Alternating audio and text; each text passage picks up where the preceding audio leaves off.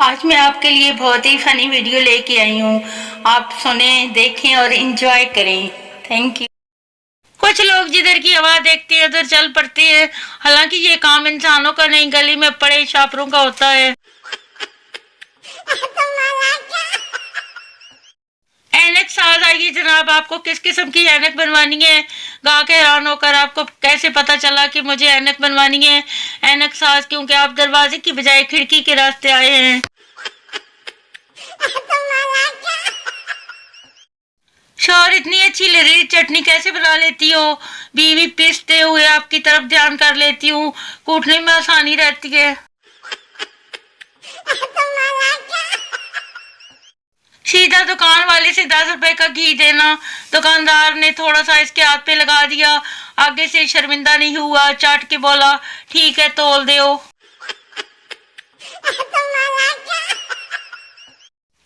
Teacher अगर सच्चे दिल से दुआ की जाए तो जरूर पूरी होती है।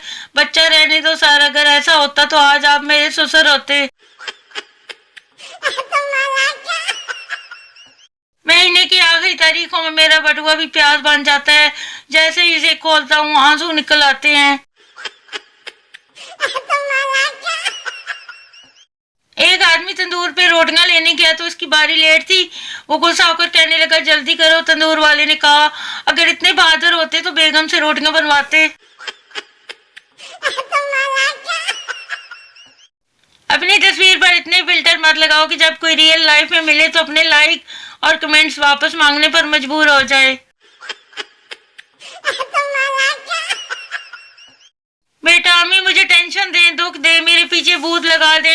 अम्मी सीधी तरह कहो शादी करनी है, बीवी चाहिए। किसके पास कौन सी डिग्री है और कौन कितना पढ़ा लिखा है, शादी का खाना खुलते ही सब पता चल जाता है। जिन लोगों को नींद में हल्का सा झटका महसूस होता है उनको परेशान होने की जरूरत नहीं है। दरअसल नींद अपना दूसरा गियर लगाती है। पोता क्या दादी, पहले जमाने में भी लोग डिप्रेशन में रहते थे। देसी दादी नहीं बेटा, हम तो अपने घर में ही रहते थे, तब इतने पैसे कहाँ थे।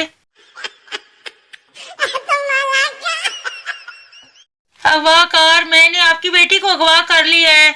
माँ मेरी बात करो इससे। अगवाकार, ये लो। माँ तुम बर्तन क्यों नहीं धो के गई?